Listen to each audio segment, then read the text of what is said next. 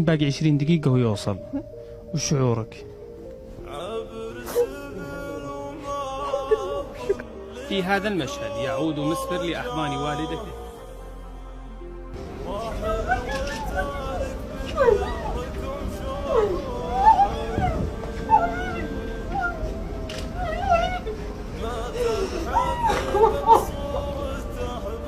ये video Saudi अरब के एक शहर नजरान की है, जहां एक मां अपने उस बेटे से लिपट कर रो रही है जिसने सिर्फ 20 मिनट बाद कत्ल के जुर्म में अपनी गर्दन कटवानी है।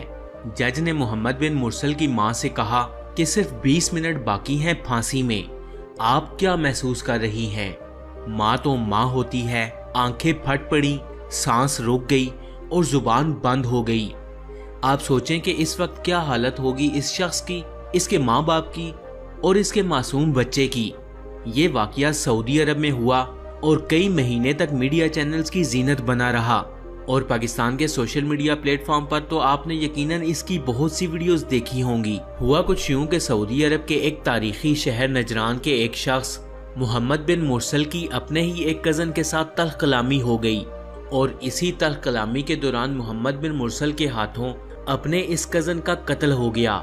पुलिस ने मुरसल को पकड़ लिया और अदालत ने कैद का हुक्म सुना दिया। कई महीनों तक ये कैद में रहा और फिर अदालत ने यह फैसला जारी किया कि उस कत्ल के कसास में मोहम्मद बिन मुरसल की गर्दन उड़ा दी जाए, यानी इस शख्स को सजाए मौत सुना दी गई। फ्रेंड्स, इस्लाम में कत्ल के बदले मकतूल के वरसा को इख्तियार होता है कि या तो दियत ले लें और मकतूल को मुआफ कर दें या फिर फी सबीलिल्लाह मुआफी दे दें, क्योंकि मुआफ करना अल्लाह को पसंद है। मोहम्मद बिन मुरसल के कबीले अहले रिस्क के बड़े बुजुर्गों, जवानों और बच्चों ने फैसला किया कि हम यानी आले सनीज के कबीले से जाकर माफी मांगेंगे और दरख्वास्त करेंगे कि वो हमसे दियत ले लें या फिर उनकी ख्वाहिश के मुताबिक अगर उनकी कोई डिमांड है तो वो हमें बताएं और उसके बदले मोहम्मद बिन मुरसल यानी कातिल को मुआफ कर दें। आप यकीन करें कि सऊदी अरब की तारीख में मुआफी की ऐसी दरख्वास्त जैसी आले रिस्क के बड़े बूढ़ों, जवानों, शायरों और बच्चों ने की, ऐसी आज तक किसी ने नहीं की। बड़े बूढ़े बुजुर्गों ने अपनी चादरें, अपने जुब्बे और अपनी दस्तारें तक उतार के आले सनीज के लोगों के कदमों में फेंक दी। अपनी इज्जत की हामिल तमाम चीजें उतार कर इन लोगों के कदमों में रख दी। बुजुर्गों और जवानों ने अपने सरों में खाक डाली और अपने घुटनों को ऊंटों की तरह बांध दिया। सिर्फ यही नहीं, अपने आप को जानवरों की तरह खूंटी से बांध कर भी आजाना तौर पर माफी की दरख्वास्त की।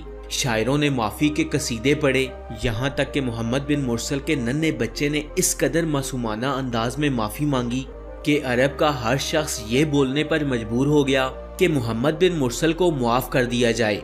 मोहम्मद बिन मुरसल के कबीले के लोगों ने इतनी आजाना अंदाज में माफी मांगी कि ये वाकया पूरी दुनिया में स्पेशली अरब मीडिया की जीनत बन गया।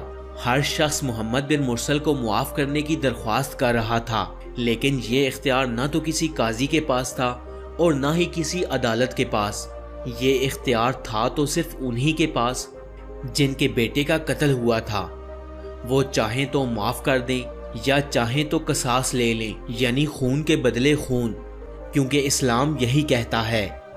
मोहम्मद बिन मुरसल के कबीले की तरफ से करोड़ों रियाल और हर किस्म की दियत को ठुकरा दिया गया और कहा गया कि हमें इस कत्ल के बदले सिर्फ कसास चाहिए।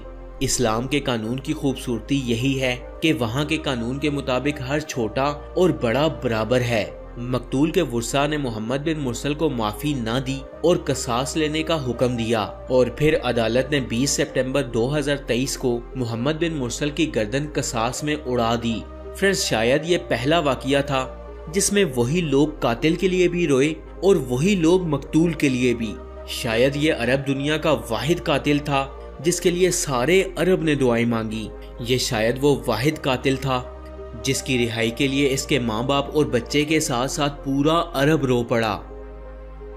फ्रेंड्स, ये बिल्कुल वही झलक है जब हजूर पाक सल्लल्लाहु अलैहि वसल्लम के दौर में कबीला बनु मखजूम की एक आला नस्ल की औरत जिसका नाम फातिमा था, इसने चोरी की तो एक सहाबी के जरिए हजूर को पैगाम भिजवाया गया कि इस औरत का ताल्लुक बड़े मजबूत कबीले से है, आप चाहें तो इसे मुआफ कर दिया जाए।